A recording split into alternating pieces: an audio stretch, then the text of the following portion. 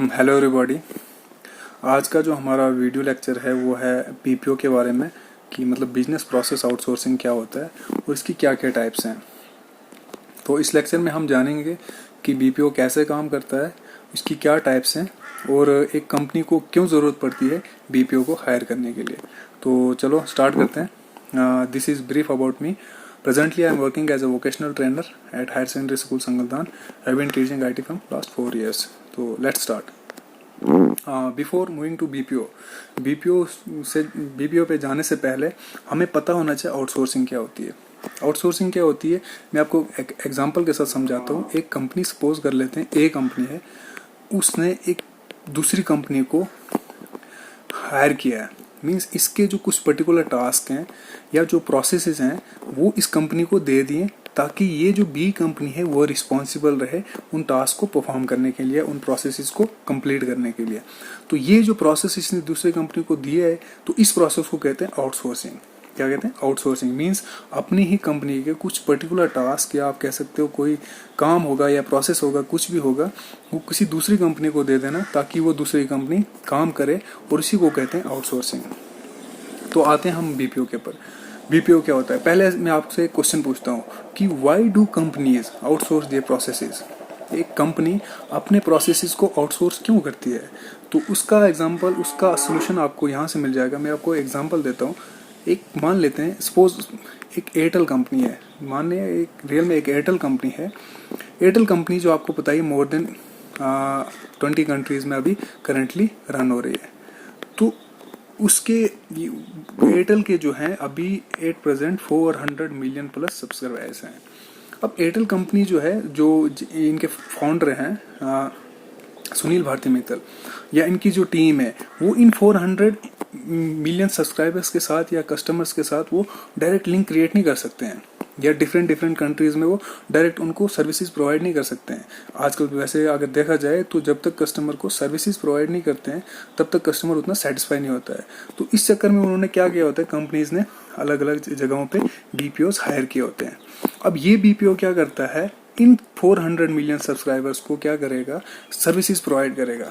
और limited service दी होंगी Airtel ने उनको, इन बीपीओस को, ताकि ये जो कस्टमर है उनके वो सफ़र ना हो, या उनकी क्वेरीज होंगी या कुछ भी होगा उस पर प्रोडक्ट के रिलेटेड, इन बीपीओ से वो पूछ के अपनी क्वेरीज को या अपने डाउट्स को क्लियर कर सकते हैं। तो एक्चुअल में क्या करता है, जो कंपनी होती है वो डायरेक्ट लिंक प्रोवाइड नहीं कर सकती है अपने कस्टमर्स के साथ। वो बीच में एक हायर करते हैं बीपीओस को, और वो बीपीओस डायरेक्टली लिंक प्रोवाइड करते हैं किसको, कस्टमर के साथ, कि ताकि उनको पता चले जो कंपनी की सर्विसेज क्या क्या हैं, क्या क्या प्रोडक्ट्स आ रहे हैं, उनकी मार्केटिंग कैसे करनी है। ये होता है बीपीओ। इसलिए इनकी ज़रूरत पड़ती है, क्योंकि एक टीम 1000 की या हो 10,000 की हो, वो इतने लोगों तक नहीं पहुंच सकती, इतने लोगों के साथ वो डायरेक्ट लिंक क्रिएट नहीं कर सकती है। तो इसीलिए उनको बीपीओज हायर करते हैं। बीपीओज हायर जब करते हैं वो बीपीओज ही रिस्पॉन्सिबल रहते हैं उन पर्टिकुलर टास्क को परफॉर्म करने के लिए। तो ये होता है बीपीओ आपका। एक्चुअल में लिंक क्रिएट करता है किसके बीच में, कस्टमर के बीच में और कंपनी के बीच में लिंक क्रिएट करता है, डायरेक्टली इनडायरेक्टली। ठीक है, तो अब हम इसको समझते हैं कैसे। सपोज मान लेते हैं ये हमारा बीपीओ है, बीपीओ, और ये हमारा कस्टमर है। अब इस कस्टमर को कोई भी प्रॉब्लम हो सकती है, अब वो डायरेक्टली कंपनी को तो कॉल नहीं कर सकता, जैसे मैंने अभी एयरटेल का बोला। अब एयरटेल के पास ये 400 मिलियन इनके कस्टमर है। अब वो 400 मिलियन डायरेक्टली वो सुनील भारती मित्तल से या उनके कोर टीम से वो डायरेक्टली बात नहीं कर सकते हैं। तो उन्होंने क्या किया, उन बीपीओस को हायर किया। अब ये जो कस्टमर है अब बीपीओ को कॉल करके ये अपनी जो भी प्रॉब्लम्स होगी, जो भी क्वेरीज होंगी, उनको वो क्लियर कर सकते हैं, या उनके जो भी डाउट्स होंगे। तो बीपीओस को बेसिकली 3 कैटेगरीज में उसको डिवाइड किया गया, डिपेंडिंग अपॉन लोकेशन। लोकेशन के तहत इनको 3 हिस्सों में बांटा गया है। पहली जो होता है, जो पहला होता है वो होता है ऑफशोर। ऑफशोर क्या होता है, मान लेते हैं वही एयरटेल की एग्जांपल दूंगा मैं आपको। ये एयरटेल कंपनी है, कहाँ पे रन हो रही है, मान लेते हैं साउथ अफ्रीका में रन हो रही है, दूसरी रन हो रही है आपकी अमेरिका में रन हो रही है। अब एयरटेल जो कंपनी है वो इंडिया की कंपनी है। अब इंडिया में इतने सारे लोगों को तक ये सर्विसेज प्रोवाइड करना इनके लिए थोड़ा हेक्टिक सा फिजिबल नहीं होता है। अब इस एयरटेल ने क्या किया, एक साउथ अफ्रीका में बीपीओ ओपन किया, एक अमेरिका में बीपीओ ओपन कर दिया। मींस अपनी कंट्री से बाहर किसी दूसरी कंट्री में उन्होंने बीपीओ ओपन कर दिया। तो जो जब एक कंपनी किसी दूसरी कंट्री में बीपीओ ओपन करती है तो उसको कहते हैं ऑफशोर। क्या कहते हैं उसको? Offshore company. तो ऑफशोर बीपीओ, सॉरी। उसके बाद आता है नियर शोर। नियर शोर में क्या होता है, वही एयरटेल के एग्जांपल देंगे आपको दोबारा। नियर शोर में क्या होता है कि जो कंट्री कंपनी जो है उसकी कंट्री, एयरटेल की कंपनी इंडिया, एयरटेल इंडिया की कंपनी है, तो इसकी नेबरिंग कंट्रीज कौन कौन सी है? जैसे नेपाल आ गया हमारे पास, इसके बाद बांग्लादेश आ गया। अब एयरटेल ने क्या कर दिया, नेपाल में भी बीपीओज ओपन कर दिए और बांग्लादेश में भी उन्होंने बीपीओज ओपन कर दिए। तो ये जो बीपीओज हैं ये इंडिया के बिल्कुल नेबरिंग कंट्री में है। नेपाल भी नेबरिंग कंट्री में है और बांग्लादेश भी नेबरिंग कंट्री है। जब आप नेबरिंग कंट्री में बीपीओज को हायर करते हैं तो उसको कहते हैं नियर शोर। क्या कहते हैं उसको? नियर शोर। और तीसरा जो हमारा है वो है ऑन शोर। ऑन शोर क्या होता है? अगेन दोबारा एयरटेल के एग्जांपल, एयरटेल कंपनी कहाँ की? इंडिया की कंपनी है।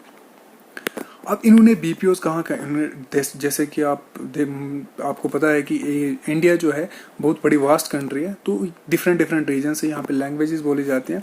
तो एयरटेल कंपनी ने क्या किया, अब उन्होंने हर एक कस्टमर तक पहुँचना है तो नॉर्थ रीजन के लिए अलग से कंपनी खोल दिया, जैसे मान लेते हैं चंडीगढ़ में खोला। साउथ रीजन के लिए अलग से खोल दिया, जैसे बेंगलोर।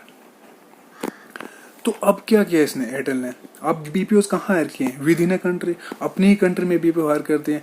तो जब with in a country BPO hire करती है कंपनी तो उसको कहते हैं ऑनशोर का, ऑनशोर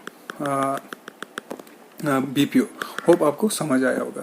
तो ये लिखा हुआ है ऑफशोर और ऑनशोर और नियर शोर। ऑफशोर क्या, तो vendor locating outside companies on country, company के बाहर, जो आप कंपनी की कंपनी उसके बाहर, जैसे इंडिया और साउथ अफ्रीका। इंडिया की कंपनी है, साउथ अफ्रीका में उन्होंने बीपीओ हायर किया। नियर शोर में जैसे कंपनी नेबरिंग कंट्री होगी उसकी, जैसे इंडिया में एयरटेल कंपनी थी, उन्होंने बीपीओ कहाँ पे हायर किया? नेपाल और बांग्लादेश, जो मैंने आपको एग्जाम्पल दी थी। और ऑनशोर की आपको एग्जाम्पल दी थी, जैसे एयरटेल ने कहाँ कहाँ हायर किए बीपीओज? चंडीगढ़ और बेंगलोर में। ये तीनों चीजें यहाँ पे लिखी हुई है।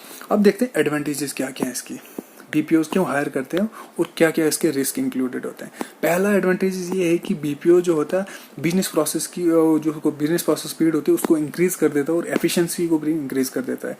वो कैसे? जैसे कि ये मैंने आपको स्टार्टिंग में बोला था, जब कंपनी के जो कोर मेंबर्स हैं उनका जो टास्क होगा वो कोर टास्क ही होगा, कोर कॉम्पिटेंसी होगी उनके लिए।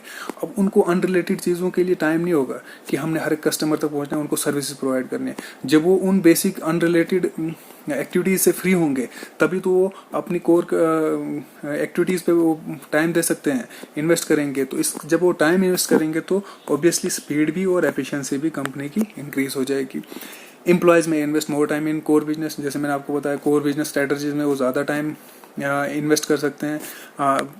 इंक्रीज ऑर्गेनाइजेशनल ग्रोथ को इंक्रीज हो सकती है। Organisation not required to invest unrelated time in business strategies assets. जैसे मैंने आपको बताया कि जो ऑर्गेनाइजेशन है उनको अनरिलेटेड प्राइमरी बिजनेस स्ट्रेटजीज में ज़्यादा टाइम लगाने की कोई ज़रूरत नहीं है। अब रिस्क क्या क्या इंक्लूड होता है यहाँ पे? अब रिस्क भी काफ़ी ज़्यादा इंपॉर्टेंट है यहाँ पे कि बीपीओ जब हायर करते हैं तो रिस्क क्या क्या, कस्टमर क्या क्या रिस्क उनको उठाने पड़ते हैं। पहला रिस्क आ गया डेटा प्राइवेसी, जो मोस्ट इंपॉर्टेंट है, जो मैं आपको अपनी लाइव एग्जांपल के साथ आपको समझाता हूँ। होता क्या है, जैसे बैंकिंग का यूज़ करते हो, नेट बैंकिंग या कुछ भी हो, मान लेते हैं मैंने एसबीआई बैंकिंग यूज़ कर रहा हूँ मैं, तो एसबीआई बैंकिंग में जब मैंने यूज़ की तो कुछ भी प्रॉब्लम होगी मुझे ऑनलाइन बैंकिंग के रिगार्डिंग या एटीएम के रिगार्डिंग, तो मैं डायरेक्ट एसबीआई में कॉल करूंगा। एसबीआई में डायरेक्ट कॉल नहीं कर सकता हूँ, बल्कि एसबीआई का जो बीपीओ वहाँ पे कॉल कर सकता हूँ। अब जब मैंने एसबीआई के बीपीओ पे कॉल किया तो उन्होंने वहाँ से मुझे पूरी इन्फॉर्मेशन मांगी, account number, phone number, email address, ये सारी चीज़ें मांगी जो मैं मतलब दे नहीं सकता हूँ क्योंकि प्राइवेसी है, मुझे डेटा राइट टू प्राइवेसी, हमारे पास एक कॉन्स्टिट्यूशनल राइट भी है, बट फिर भी मैंने उनको वो इन्फॉर्मेशन सारी दे दी।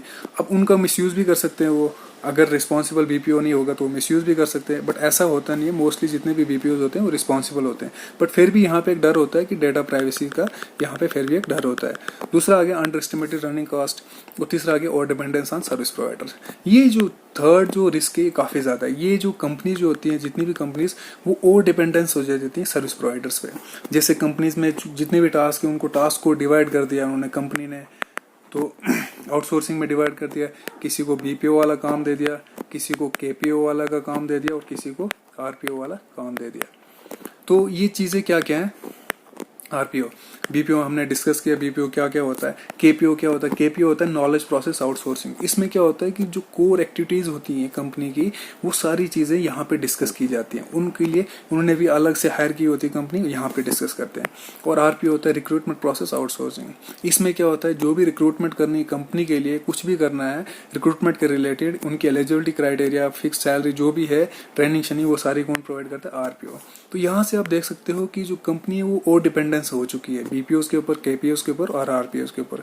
तो ये था हमारा आज का लेक्चर जो बीपीओ के ऊपर और उसकी टाइप्स, कितनी कैटेगरीज में उसको डिवाइड किया गया। होप आपको समझ आया होगा। Thank you so much for watching this video. In the next part I will teach you how to use V classes and obviously whiteboard on our Zoom app. Thank you so much. Okay, have a nice day.